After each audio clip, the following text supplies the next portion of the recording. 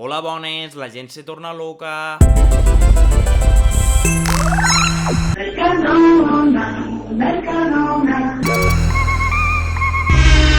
Berti, Diverti Vídeos. Sí, efectivament, la gent se torna loca. L'altre dia vaig anar a l'Espar de baix del pis de casa meva a comprar-me un parell de barres de Kinder para berenar i em vaig trobar una senyora que li preguntava a la dependenta: «Ai, és que ens hem quedat sense sucre». I jo entre mi, esperant, i la dependenta li deia: «No, és que senyora, és que l'estem atenent a vostès. Hi ha molta gent, no sé què», i la senyora: «Ai, és que he vist que ha descarregat el camió». I mi pensava, vale, ja ho sé que ha vingut el camió i ha descarregat, però qui ho ha de ficar a les estanteries? Si ho fiquen elles, qui us atendrà a vosaltres? Un robot? La gent està loca. Jo, per exemple, vaig estar 2 dies confinat al piset de Tarragona, 2 dies sacrificant-me, estressat, en ganes de que me vinguessin a buscar ja en el cotxe, perquè, claro, en el tren no volia anar, era massa arriesgat. Total, que em passen a buscar uns pares i el primer que diuen és: «Hòstia, podríem anar a dinar al McDonald's?» 2 dies de precaució a la puta merda. Però bueno, després ja ho vam parlar, la família i tot, i ara estem confinats, no? Això va passar abans de que hi hagués l'estat d'alarma, ara s'ha fet l'estat d'alarma, tot i així hi ha gent que va por ahí a fer barbacoes a la mar, perquè és que tot justament ha d'agafar ara que fa bona hora. Mos fiquen l'estat d'alarma ara que fa bona hora. Però bueno, desitjo que no us agafi el coronavirus. La gent està com una cabra. La gent, hem vist imatges de gent pegant-se als supermercats, arrasant tot el que trobaven, però és que ho han arrasat tot, Ho han arrasat tot!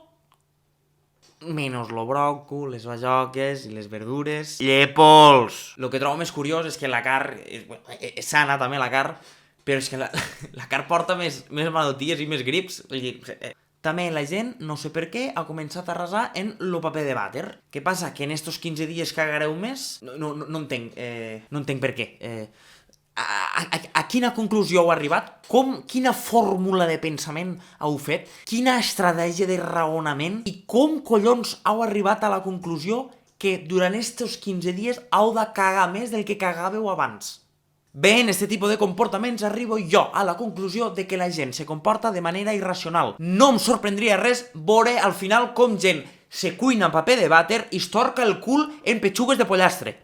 I atenció, esta senyora d'aquí, que ha sigut la més pilla de totes, ja que arrasen en la carn, ja que arrasen en el paper higiènic, arraso jo en los flams. Toma ja, molt bé, Maria Cinta, molt bé. Feu-me cas, compreu flams. Jo tenia un amic que s'estava morint, se va menjar un flam i se va morir igual, però se va morir feliç. Però bé, mira, aquí estem, superbé, no? Tancats a casa, Feliçment, totes les 24 hores en tota la família a casa, debaix del mateix techo. Bueno, donem les gràcies a Netflix, que salvarà moltes famílies, durant estos 15 dies. Sí.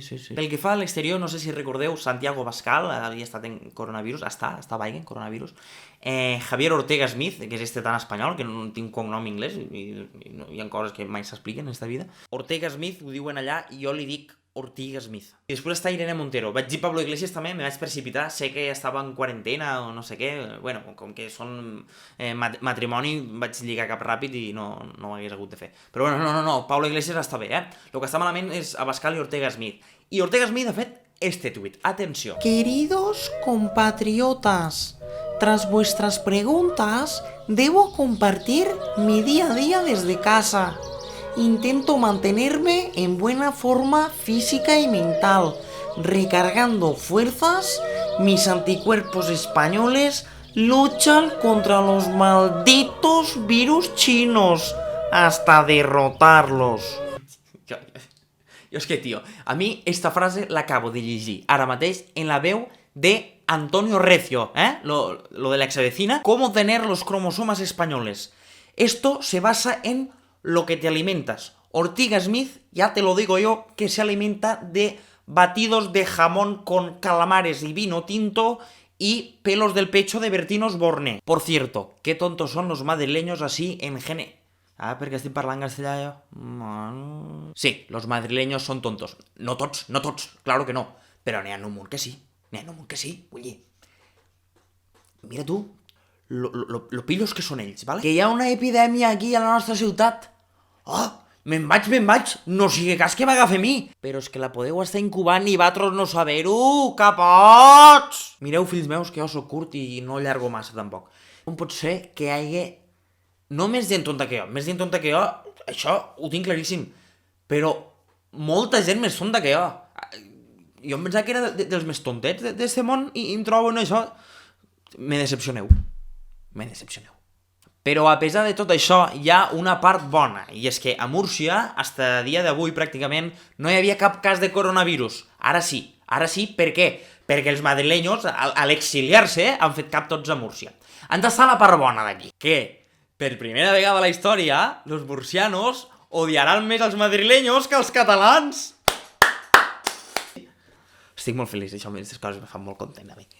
I bé, fins aquí el panorama d'avui. Al llarg de la quarantena, ja ho vaig dir, aniria penjant vídeos, no tots del coronavirus, perquè al final me prendrà per avorrit. Ja les vam tindre, al vídeo anterior ja les vam tindre i me vaig emprenyar molt. Però bueno, jo no odio ningú, va. Coronavirus, te puc donar una segona oportunitat. Sí, seguiré fent vídeos, però hòstia, necessito l'apoyo vostre de que els compartiguéssiu també. Per què? Perquè si ho compartiu, ho veurà gent que potser no sap ni de la meva existència.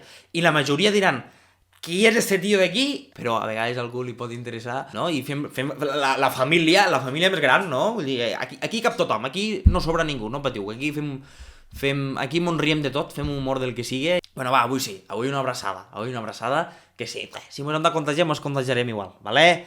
Au, això és tot, i no res. Adéu-siau! Berti, Diverti Vídeos!